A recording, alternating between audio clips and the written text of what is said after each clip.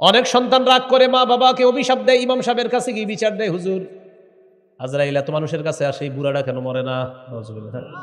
সন্তান গিয়ে বলে সাবধান। আগে আমি বলি, পরে আপনারা বলবেন, আমিও বলবো। আগে আমি বলি, শোনেন। যে ব্যক্তি মা বাবাকে অভিশাপ দেয় তাকে আল্লাহ অভিশাপ দেয়। এবার দুই দল মিলে বলি, বলেন, যে মা বাবাকে অভিশাপ দেয় তাকে কে অভিশাপ দেয়? আবার যে ব্যক্তি মা বাবাকে অভিশাপ দেয় তাকে কে অভিশাপ দেয়? ফালা তাকুল্লাহুমা উফিন, তাদেরকে উফ শব্দটা বলবা না। ওয়ালা তানহারহুমা, তাদেরকে ধমক দিবা না।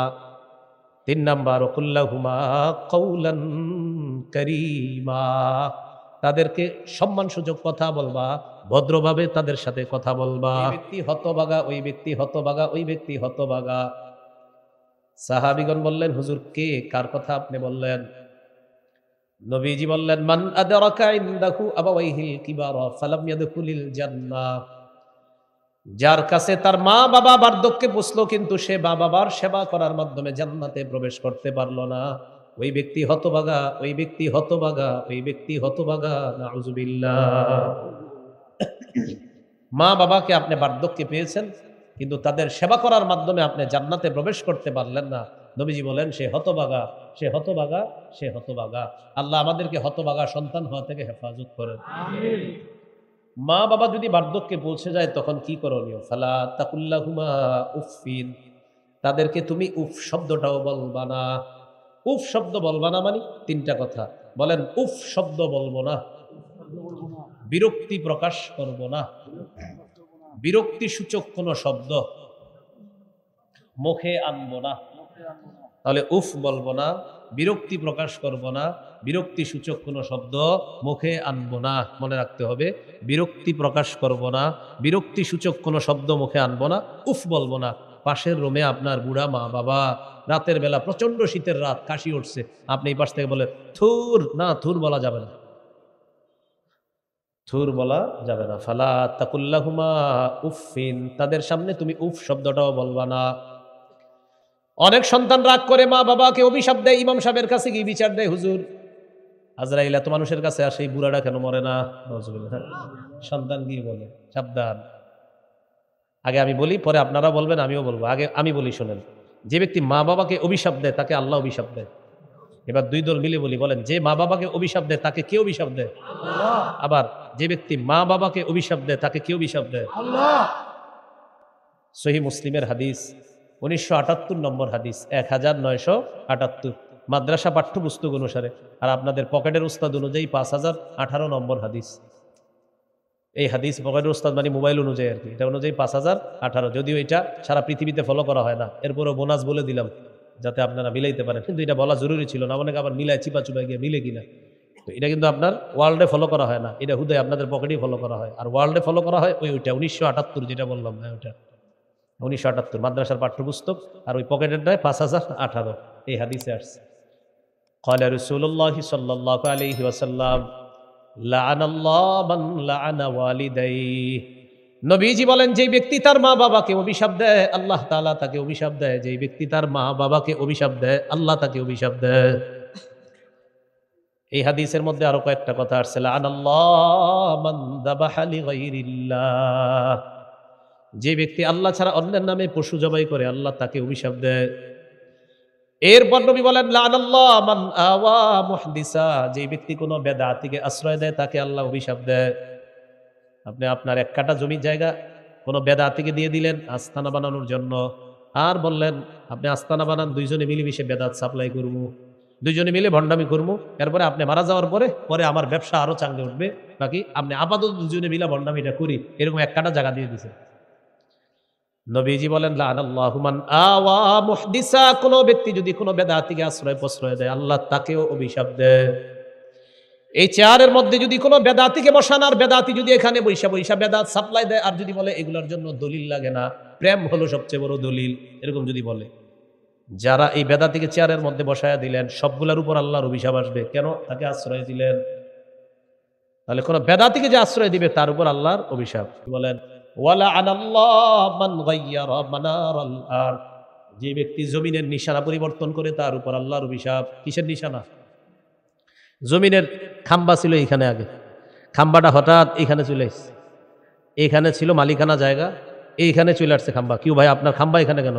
এইটা হলো মালিকানা। তো এটা হলো পাওয়ার। এটা কি পাওয়ার? কতদিন? যতদিন আছে। তারপর পাওয়ার নাই আবার এখানে খাম্বা চলে আসবে। এই যে পাওয়ারের মাধ্যমে খাম্বা এখানে গেল জানায়া দিলেন, যতদিন আপনার এখানে থাকবে ততদিন আল্লাহর অভিশাপ কিন্তু চলতে থাকবে। সহিহ বুখারীর বর্ণনা 2453 নম্বর হাদিসের মধ্যে নবী বলেন, মান যালামা কিদা শিবরিন মিনাল আরদি তুবিকাহু ইয়াউমাল কিয়ামাতি মিন সাবঈ আরদিনা। কোন ব্যক্তি অন্য ব্যক্তির এক বিগত পরিমাণ সম্পদ অন্যায়ভাবে আত্মসাৎ করে, কিয়ামতের ময়দানে তার গলায় 7 তবক জমিন ঝুলিয়ে দেওয়া হবে। নাউজুবিল্লাহ। সামান্য জমিন আত্মসাৎ করছেন, তো এখন কি সামান্য না অসামান্য? এমন আজীব পর্যায়ের আত্মসাৎ, দুইজনে ঝগড়া লাগছে জমি নিয়ে, ভাই এটা আমার, সে বলে এটা আমার। পরে ভূমি অফিসে গিয়ে দেখে এটা আমারও না তারও না, যার ওই বেচারা মাজলুম হয়ে ভয়েও আসে না এখানে। এই জাতীয় বয়ান করলে আবার অনেকে নিজের গায়ে নেয়, হুজুর এটা কাকে বললেন? আপনি করেননি। যদি বলেন না, তো আপনার গায়ে নিলেন কেন? যদি বলেন আপনি করেন, তো আপনারই বলছি, আপনার গায়ে নিলেন কেন? একজন আলেমে দিন একটা কথা বলছে, এটা অনেক মানুষ নিজেদের গায়ে নিয়ে নিল। আপনি কেন আপনার গায়ে নিলেন? এটা আপনি গায়ে নিয়ে বুঝাইলেন যে আসলে আপনি সেই অন্যায় করার জন্য তৈরি। কেন আপনি নিজের গায়ে নেবেন? অপরাধ কেন নিজের গায়ে নেন? এই জন্য কোনোদিন অপরাধ নিজে, যেমন আমি বললাম, যে ব্যক্তি বেদাতিকে আশ্রয় দেয় তার উপর কার অভিশাপ? কারণ এখানে কয়েকজন বললেন, হুজুর কথাটা আপনি কারে বললেন? বেদাতিরে বলছি। হুজুর না, কারে? বেদাতিরে। আরে বেদাতিকে যে বেদাত করে। হুজুর কে করে? যে করে। আরে যেটাই তো সে। আপনি করেননি সেটা বলেন না, আমি করি না, তো বাস আপনারে বলি নাই। হুজুর আমিও মাঝে মাঝে করি, তো আপনারই বলছি। কেন নিজের গায়ে নেন? এই জন্য এই যে বললাম জমিনের নিশানা পরিবর্তন করে। এখন দেখবেন অনেকে বলে, হুজুর কথাটা কারে বললো? আপনি বলবেন আপনি নিশানা পরিবর্তন করেননি, সেটা বলেন। যদি বলে তো আপনি ঋতু ওয়াজ করছে, আপনি ভালো আছেন। এই হলো পুরো বিষয়। আল্লাহ আমাদেরকে বুঝার তৌফিক দান করেন। বলেন আমার সাথে, জুলুম ছোট্ট একটি শব্দ, বড় বিপজ্জনক শব্দ। বললাম ছোট্ট শব্দ, কিন্তু এমন বিপজ্জনক, কঠিন বিপজ্জনক। সহিহ বুখারী 4686 নম্বর হাদিস। এই হাদিসে আসছে,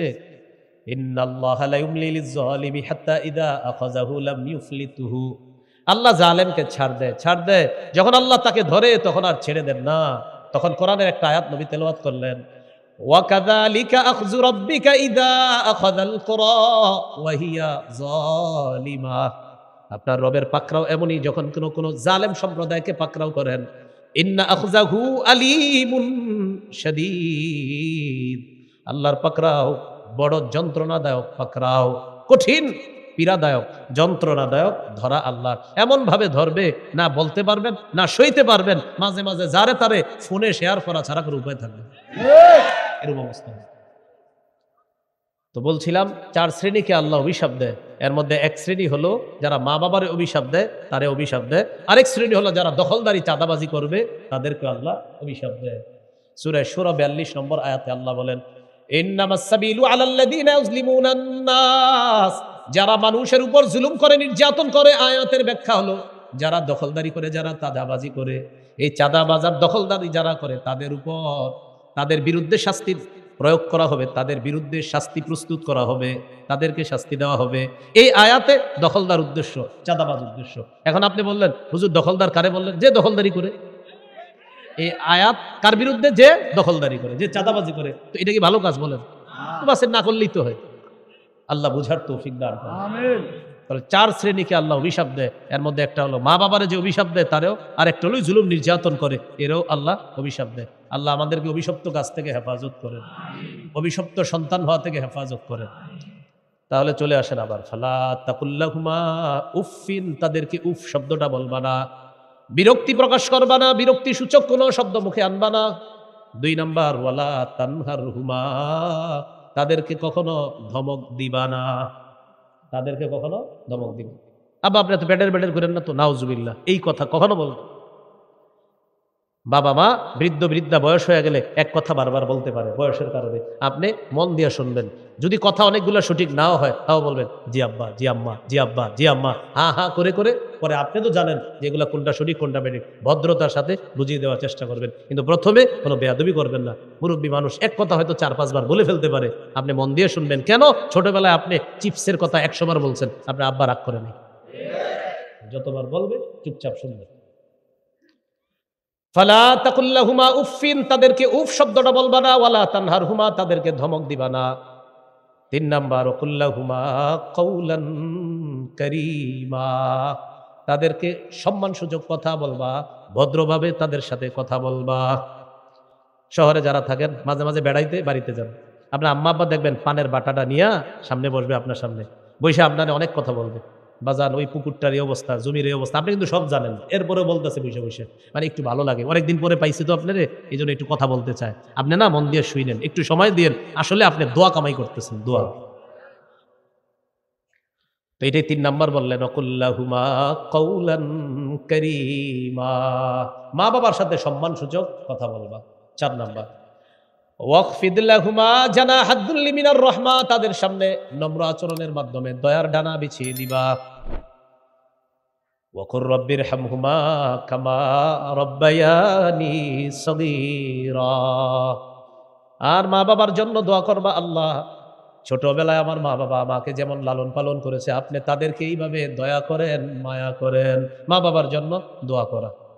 বলেন সারা জীবন আল্লাহর শুকরিয়া আদায় করব, মা বাবার প্রতি কৃতজ্ঞ থাকব, কারণ আল্লাহর শুকরিয়া আদায় করা, মা বাবার কৃতজ্ঞতা প্রকাশ করা, হুকুমটা আল্লাহর।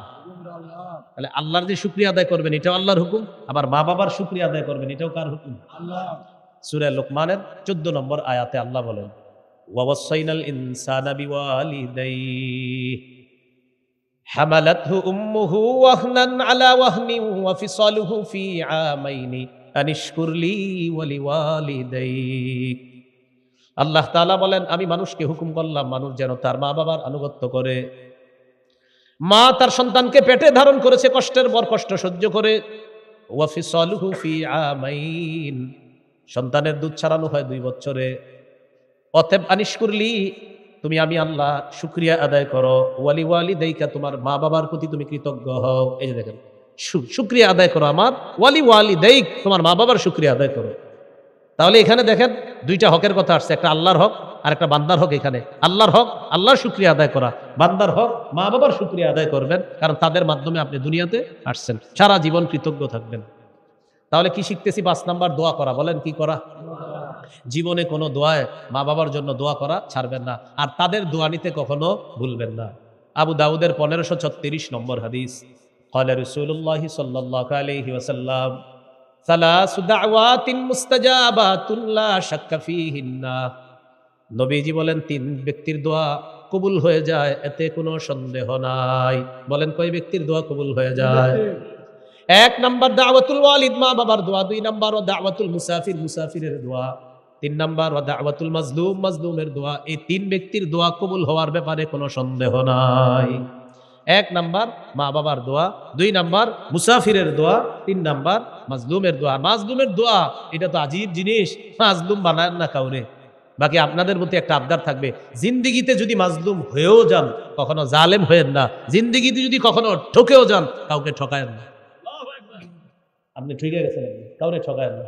আপনি মাজলুম হয়ে গেছেন, কার উপর জুলুম করেন না, চাউর হয়ে যায় না।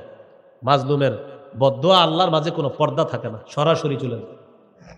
আর আল্লাহ ধরে ধরে মনে করে কি, জালেম মনে করে আমারে তো ধরে না, ধরে না, ধরে না। আল্লাহ বলে, না আমি সব জানি, তোমারে একটু সুযোগ দিতেছি। কি দিতেছি বলেন তো? হ্যাঁ, সূরা ইব্রাহিমের 42-43 নম্বর আয়াতে আছে, ওয়ালা তাহসাবান্নাল্লাহা গাফিলান আম্মা ইয়ামালুজ জালিমুন। নবী, জালেমদের কর্মকাণ্ড সম্পর্কে আল্লাহকে আপনি বেখবর মনে করবেন না, আল্লাহ সব জানেন।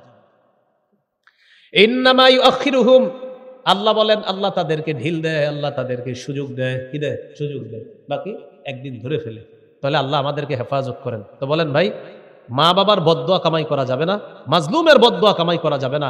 মা বাবার দোয়া নিতে হবে, মুসাফিরের দোয়া নিতে হবে, মাজলুমের দোয়া নেন। দোয়া আপনার পক্ষে যেন দোয়া করে, আপনার বিরুদ্ধে যেন বদদোয়া না করে। আল্লাহ আমাদেরকে হেফাজত করেন। যাদের মা বাবা মৃত, মৃত মা বাবা, এই মৃত মা বাবার জন্য আপনি যতবার দোয়া করবেন ততবার আপনার মা বাবার মর্যাদা আল্লাহ বাড়ায় দেয়।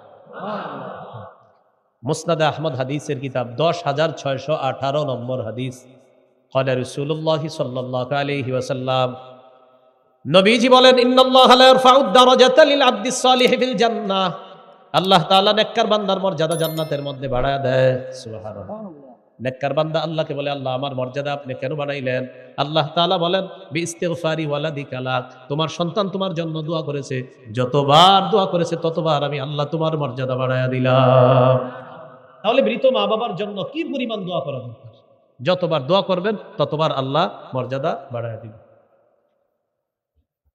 মা বাবার পক্ষ থেকে সৎকা করবেন, সৎকা মৃত মা বাবার পক্ষ থেকে।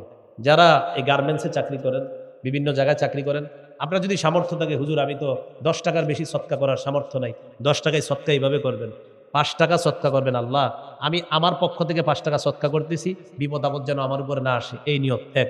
2, আর 5 টাকা আমার মৃত মায়ের বা মৃত বাবা বা মৃত মা বাবার পক্ষ থেকে সৎকা করলাম। এই মৃত মা বাবার পক্ষ থেকে সৎকা করলেও আল্লাহ তাদের কাছে সওয়াব পৌঁছে। দলিল সহিহ বুখারী 1388 নম্বর হাদিস।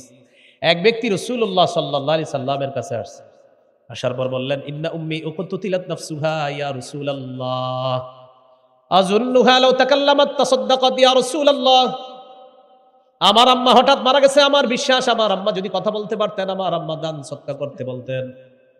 হুজুর আমি আপনার কাছে জানতে চাই, আমি যদি আমার মায়ের পক্ষ থেকে সৎকা করি, আমার আম্মা কোনো সওয়াব পাবে কিনা? হাল্লাহা আজরুন ইন তাসাদদাকতু আনহা।